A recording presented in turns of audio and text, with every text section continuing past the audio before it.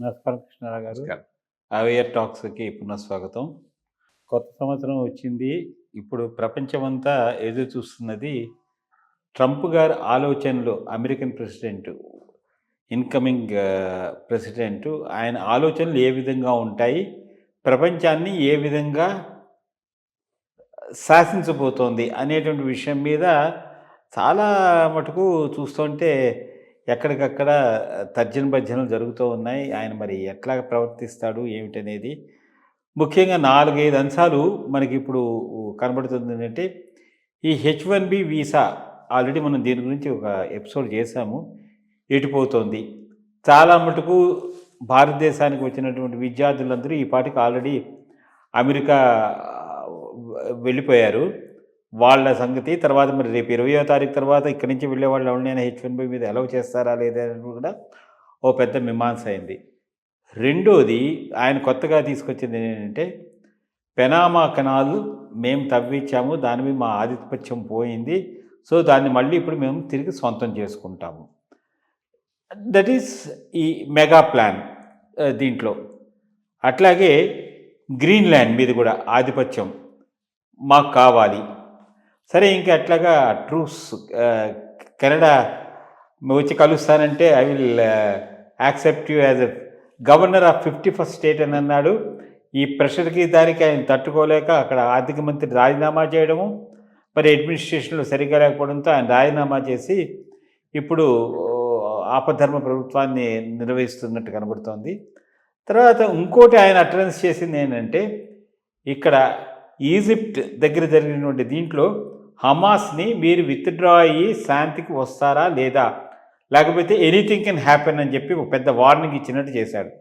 So చూస్తుంటే భూతద్దం నుంచి చూస్తుంటే ఈయన ఆలోచన సరణి ఎట్లా ఉంటుంది, మరి అమెరికాని ప్రపంచంలో మళ్ళీ ఒక పవర్ఫుల్ స్టేట్ కింద, కంట్రీ కింద తీసుకెళ్ళి చూపించడం కోసం అని చెప్పి మరి ఇది చేస్తారా? తర్వాత అట్లాగే ప్రపంచంలో మరి చాలామంది ప్రధానమంత్రులను ఆయన ఇన్వైట్ చేస్తే ఇంతవరకు పార్టిసిపేట్ చేస్తారా లేదనేటువంటి వాళ్ళు కన్ఫర్మ్ చేయాలి, ఇంక్లూడింగ్ చైనీస్ ప్రీమియర్. సో ఇన్ని అంటే డైవర్స్ ఒపీనియన్స్, ప్రెషర్స్ మధ్య అసలు అంటే 10 రోజులు ఆగితే మనకు తెలుస్తుంది. బట్ ఇటుకేసిపోతుంది ఆయన ఆలోచనలు. ఎందుకంటే ఆయనకు ఉండేది సెకండ్ టర్మ్ ఇదే. ఏదైనా ఇంపాక్ట్ చేసి అమెరికాని పైకి తీసుకెళ్లాలన్నా ఏం చేయాలన్నా ఆయన చేతన మీద, ఆయన అడ్మినిస్ట్రేషన్ మీద ఆధారపడి ఉంటుంది. అది ఏ విధంగా ఉండబోతుంది అనుకుంటున్నారు అనే దాని మీద ఒక చిన్న చర్చ. ఒకటి, మన తెలుగులో సామెత ఉంది, మొండివాడు రాజు కన్నా బలవంతుడు. మరి మొండివాడే రాజు అయితే ఈరోజు ట్రంప్ పరిస్థితి అట్లా ఉంది. మొండివాడే గనక రాజు అయితే ప్రపంచం ఎట్లా రియాక్ట్ అవుతుంది అనే దానికి ట్రంప్ మనకు చూపెడుతూ ఉన్నాడు. మ్యావరిక్, దాంట్లో ఏమీ డౌట్ లేదు, ఒక ఫిక్సెడ్ కూడా లేదు. కీప్ ఆన్ చేంజింగ్, ఇవాళ ఒకటి అంటాడు, రేపు ఒకటి అంటాడు, పోతూ ఉంటాడు. దీని ఇంపాక్ట్ ఎట్లా ఉంటుందని అంటే 2 విషయాలు. అమెరికా అసలు బలమైన దేశంగా ఎప్పటి నుంచి రూపొందింది? రెండో ప్రపంచ యుద్ధం జరిగిన తర్వాత. రెండో ప్రపంచ యుద్ధం మొదట్లో అమెరికా సైడ్ తీసుకోలేదు, న్యూట్రల్గా ఉంది. పర్ల్ హార్బర్ బాంబింగ్ తర్వాత వీళ్ళతో ఏమంటారు, 2 పవర్స్, అదే వెస్టర్న్ యూరప్ కూటమితో జాయిన్ అయిపోయి అమెరికా జాయిన్ కావటం వీళ్ళు గెలవటానికి చాలా ఇంపార్టెంట్ రోల్ ప్లే చేసింది. అమెరికా స్ట్రెంగ్త్ బాగా చేసింది. వన్స్ అమెరికా ఇది అయిపోయిన తర్వాత, యుద్ధం అయిపోయిన తర్వాత వెస్టర్న్ యూరప్ బాగా యుద్ధం ఎఫెక్ట్తో బాగా దెబ్బతిని ఉంటే అప్పుడు ఈ మార్షల్ ప్లాను అది పెట్టి వాళ్ళు చాలా సహాయం చేశారు. రష్యా కూడా అప్పుడప్పుడు పైకి వస్తూ ఉన్నది కాబట్టి అది అంత డీట్ లేదు కాబట్టి యాజ్ ఎన్ ఐడియాలజీ కమ్యూనిజం అపీలింగ్ ఉంది. బట్ యాజ్ ఎ కంట్రీ ఇంకా అది అంత స్ట్రెంగ్తన్ కాలేదు. అమెరికా స్ట్రెంగ్తన్ అయ్యి చాలా ఇంపార్టెంట్ రోలు 1945 నుంచి ప్లే చేస్తుంది. 1945కు 2025కు చాలా డిఫరెన్స్ ఉంది. ఆల్మోస్ట్ ఆల్ 80 సంవత్సరాల తర్వాత మాట్లాడుతున్నాం. ఈ లోపల చాలా మార్పులు జరిగాయి. మార్పులు జరగటం ఏంది, వీళ్లకు ధీటుగా పోతారనుకున్న రష్యా కొలాప్స్ అయిపోయింది. అనుకోకుండా చైనా ఒక ప్రధానమైనటువంటి దేశంగా ప్రపంచంలో డెవలప్ అవుతూ ఉన్నది. మల్టీపోలార్ వరల్డ్ తయారవుతున్నది. ఇండియా కూడా గెయినింగ్ గ్రౌండ్, బ్రెజిల్ ఒకటి గెయినింగ్ గ్రౌండ్, సౌత్ ఆఫ్రికా ఇవన్నీ బాగా వస్తున్నాయి. బట్ ఏవి కూడా అమెరికాను దీటుకునేటటువంటి పరిస్థితులు అయితే లేవు. ఈ పరిస్థితిలో ఈరోజు ఇతను వచ్చాడు. వచ్చినటువంటి వాడు మగ అని పడటం అంటే ఇప్పుడు జరిగేటటువంటి trade, world trade organisation, manufacturing బయటికి పోవటం, దీనివల్ల అమెరికా ఎంత నష్టపోయిందో దానికన్నా ఎక్కువ లాభపడింది. అది అతను గ్రహించటంలే.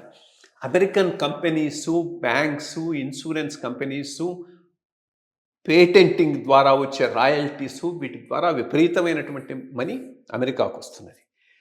Lot of talent America attract చేస్తున్నది. ఆ టాలెంట్ వల్లనే ఇట్ ఈస్ బికమింగ్ మెగా. అది మర్చిపోయి మేము ఒరిజినల్గా మెగా, దీని అన్నిటి వల్ల మేము తగ్గిపోయినాము, అన్నిటికీ చేసుకుంటూ పోతాను అని అంటే, ఇన్ఫ్యాక్ట్ ఇది అమెరికాను మగా చేయటం కాదు, ఈయన టెన్యూర్ అయ్యేటప్పటికి అమెరికా బాగా వీకన్ అయిపోతుంది. ప్రతిదీ కాంప్లిమెంటరీ అనేది మర్చిపోతూ ఉన్నాడు. ఓకే, కెనడా మీద టారిఫ్స్ వేస్తూ ఉంటున్నాడు. కెనడాలో ఉన్న న్యాచురల్ రిసోర్సెస్ ఇంకెక్కడా లేవు. Canada it's a big country with lot of natural resources. వాటిని వాడు ఆపేస్తే నీ పరిస్థితి ఏంటి? చైనా నుంచి చాలా ఎక్స్పోర్ట్స్ నీకు చీప్గా వస్తున్నాయి. నువ్వు టారిఫ్స్ వేస్తే వాటన్నిటి ధరలు పెరుగుతాయి, ఇన్ఫ్లేషన్ పెరుగుతుంది, ప్రజలే నిన్ను రిజెక్ట్ చేసేటటువంటి పరిస్థితి వస్తుంది. H1B వీసా మీద రెస్ట్రిక్షన్స్ పెట్టి టాలెంట్ను రావద్దంటారు అనుకో, ఆల్టర్నేటివ్ కంపెనీస్ ఇక్కడ డెవలప్ అవుతాయి. నా డాలరే గొప్ప అని కూర్చుంటే రే బ్రిక్స్ కరెన్సీ తయారై దాంట్లో ట్రేడింగ్ మొదలెట్టేస్తే నీ డాలర్ ఆటోమేటిక్గా ఫాలో అయిపోతుంది కదా. సో 1945 2025 కాదు, 2025లో ప్రపంచం చాలా ముందుకు పోయింది, చాలా కంట్రీస్ చాలా ఫార్వర్డ్ అయినాయి. సో ఈ మ్యావరిక్ టెండెన్సీస్తో విసిగిపోయి మిగిలిన వాళ్ళందరూ ఒకటైతే అమెరికాయే ఇదైపోయేట అవకాశం ఉంది. పెనామా కెనాల్ సరే నువ్వు కట్టావు, ఎవరి కోసం కట్టావు? నీ కోసం కట్టుకున్నావు, ఇంకో టెరిటరీలో కట్టావు, న్యాచురల్ అది వాడిది, వాడికి ఇవ్వాల్సిన అవసరం ఉంది కదా. కంట్రీ అంటే సావరెన్ కంట్రీ, నువ్వు ఎట్లా దాన్ని మళ్ళీ తీసుకుంటావు? గ్రీన్లాండ్ కొనుక్కుంటాను, వాళ్ళు అసలు ఇష్టపడాలి కదా, అమ్మటానికి వాళ్ళు ఇష్టపడితే అప్పుడు కొనుక్కో, అంతేగాని దానికి నువ్వు చేయగలిగింది ఏంటి? హమాస్ విషయంలో మాత్రం కరెక్ట్గా చెప్పాడు. ఫస్ట్ థింగ్ అదే, అక్కడ మొదటి నుంచి కూడా అందరూ చేస్తున్న తప్పదే, అన్కండిషనల్గా హోస్టేజెస్ను రిలీజ్ చేయాలి హమాస్, ఆ పైనే డిస్కషన్ ఏదైనా అనేది చాలా ఇంపార్టెంట్ థింగ్. ఇజ్రాయెల్ అక్కడంతా పోతున్నది చేస్తుందంటే ఎందుకు?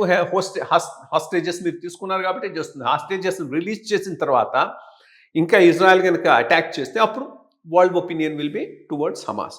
సో గట్టిగా చెప్పాడు, అది దాని ఎఫెక్ట్ తప్పకుండా ఉంటుందనుకుంటా. ఎందుకంటే వాళ్ళు లేకపోతే వీడు ఏదైనా చేయగలరు, అది వాళ్ళు చేసుకొని చేయటం మంచిది.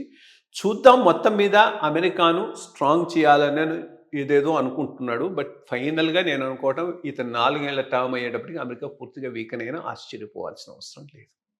మరి అట్లాగే ఆయన ఎవరు మొన్న క్వశ్చన్ వేశారు, ఫైనాన్స్ ఇది మిమ్మల్ని మీ టర్మ్ అవ్వకముందరే మరి తీసేస్తారా అని అంటే, నన్ను తీయడానికి వీల్లేదు, రాజ్యాంగం ఒప్పుకోదని చెప్పేసేసి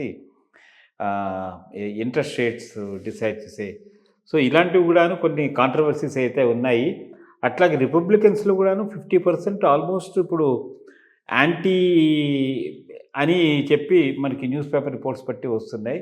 అందువల్ల కొంచెం కత్తి మీద సాము చేయడమే అవుతుందనేమో అని అనిపిస్తోంది. అంటే రిపబ్లికన్స్ యాంటీగా ఉన్నాయి, తనతోనే పోతారు టైం బీయింగ్. అట్లీస్ట్ ఇతను ఏదో మేజర్ తప్పు చేసి బూమ్రాంగ్ అయి పబ్లిక్ ఒపీనియన్ ఇతనికి అగెనిస్ట్గా టర్న్ అయినంత వరకు ఎవడు మాట్లాడు, కామ్గానే ఉంటాడు. ప్రస్తుతానికి ఇతనికి ఉన్న అడ్వాంటేజ్ ఏంటంటే within America popular sentiment ట్రంప్కి అనుకూలంగా ఉంది. ఎన్నాళ్ళు కొనసాగుతుందనే చెప్పలేము, బట్ యాజ్ ఆన్ డేట్ ఉంది. అందుకని ఎవడు పెద్దగా మాట్లాడకపోవచ్చు. సో మంచి విషయాలు చెప్పారు. మనము 27 తర్వాత మళ్ళీ ఒకసారి సమీక్ష చేసుకుంటే ఆయన ప్రొనౌన్స్మెంట్స్ మీద వరల్డ్ మీద ఇంపాక్ట్ ఎట్లా ఉంటుందనేది చూద్దాం.